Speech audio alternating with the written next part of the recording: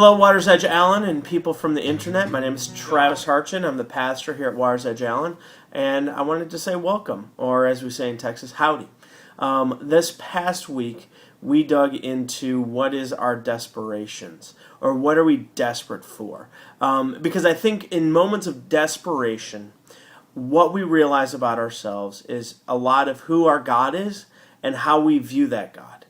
And what the story that we dug into today, or in Mark, was about these four friends that had some desperation in getting a friend of theirs who was a paraplegic into the presence of God.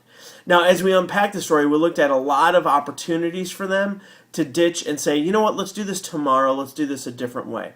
The story goes on, the story shares that Jesus was there, and as he was teaching in this room, the crowd was so intense and so large that people were crowded outside on the street. And these four friends who were carrying this guy on his rug or his mat or his blanket couldn't even get to the front door so that they could hear or put him in the presence of Jesus. Now, if it was me, I would have given up at that point. I would have said, let's do this tomorrow. We can catch Jesus sometime in the market, and let's try it there. But these four friends were desperate. And because of that desperation, they went and they took him up on the roof. Could you imagine that conversation between those guys?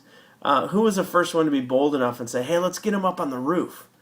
And then once they're up on the roof, who's the guy that first said, hey, let's tear a hole in the roof? And as we tear a hole, let's lower him down so that he could be in the presence of Jesus. What's amazing is that's exactly what these guys did.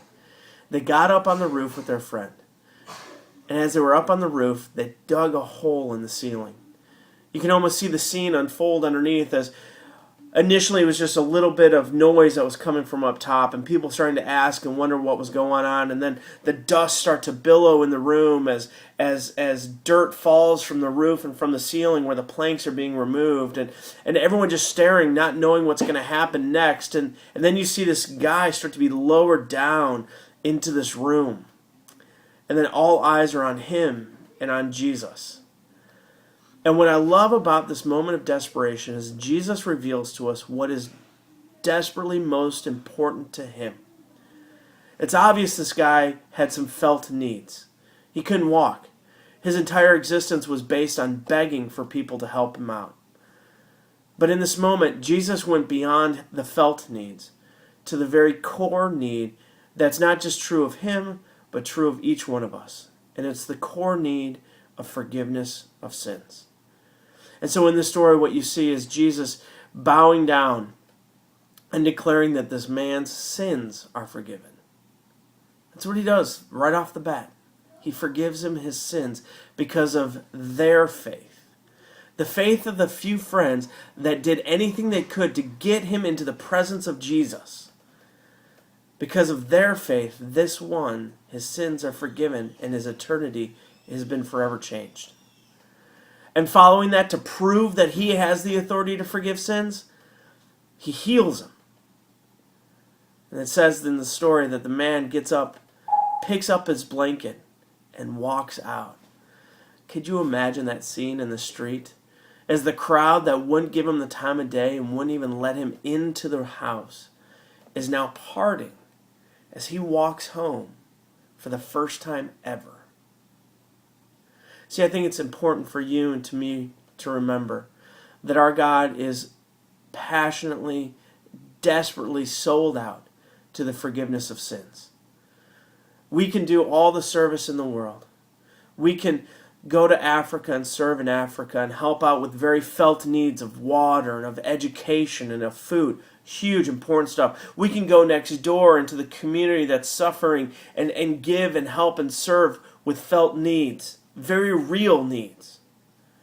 But if we as a church and we as a people are not desperate to proclaim the core need that we have, that because of Jesus sins are forgiven, man, I think we're missing the mark.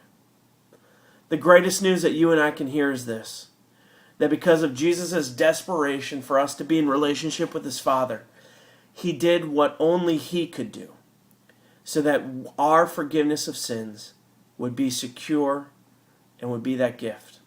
He went to that cross and he rose from the dead. So for you and for me, what are we desperate for?